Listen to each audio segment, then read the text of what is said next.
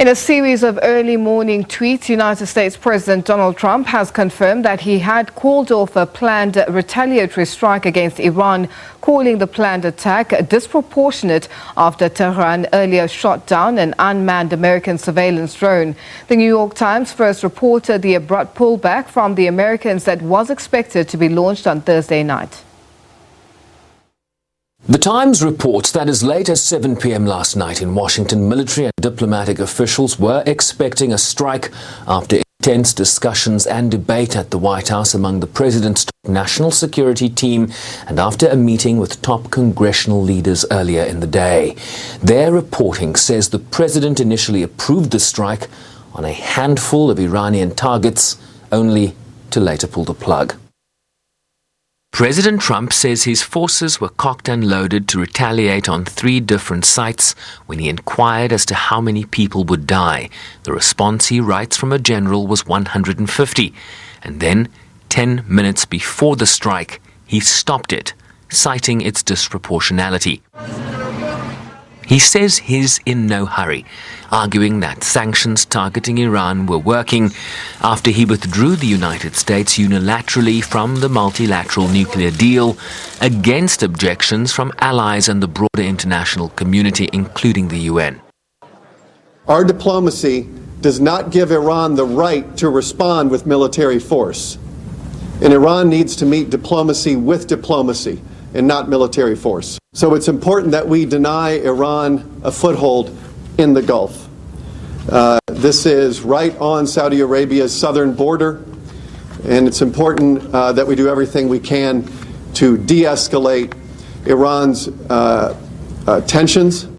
In a letter to the UN Secretary-General, Iran's ambassador Majid Takhtravanchi said his country does not seek war but will take appropriate necessary measures against any hostile act violating its territory.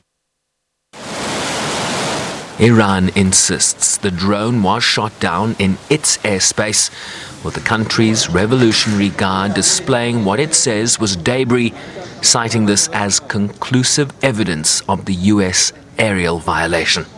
There were 2 warnings issued 10 minutes before the missile was fired. The aircraft is equipped in such a way that it can transmit warnings it receives from ground stations to its own ground control. As I have explained, those in control of the drone heard our warnings but paid no attention to them. In view of the fact that the aircraft had violated our borders, it was targeted by the Revolutionary Guard's Aerospace Division, surface-to-air missile, and was shot down. The United States insists the drone was in international airspace near the Strait of Hormuz in the Gulf of Oman, a critical oil shipping lane that was the recent scene of disputed attacks on 2 oil tankers. Brent crude is now above $65 per barrel.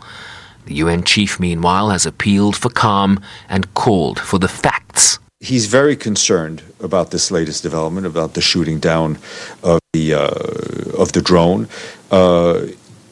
He has warned against any escalation, stressed that the world cannot afford a major conflict in that area. I think it's important that all parties exercise maximum restraint and avoid any action that could inflame the situation. The Federal Aviation Authority has told U.S. airlines to avoid Iranian airspace, while some European and Asian airlines are also following suit. So, what is clear from this latest escalation is that while the leaders of both countries have indicated that they have no appetite for war, their forces are most certainly at the ready for it. Shervin Bricepies, SABC News, New York.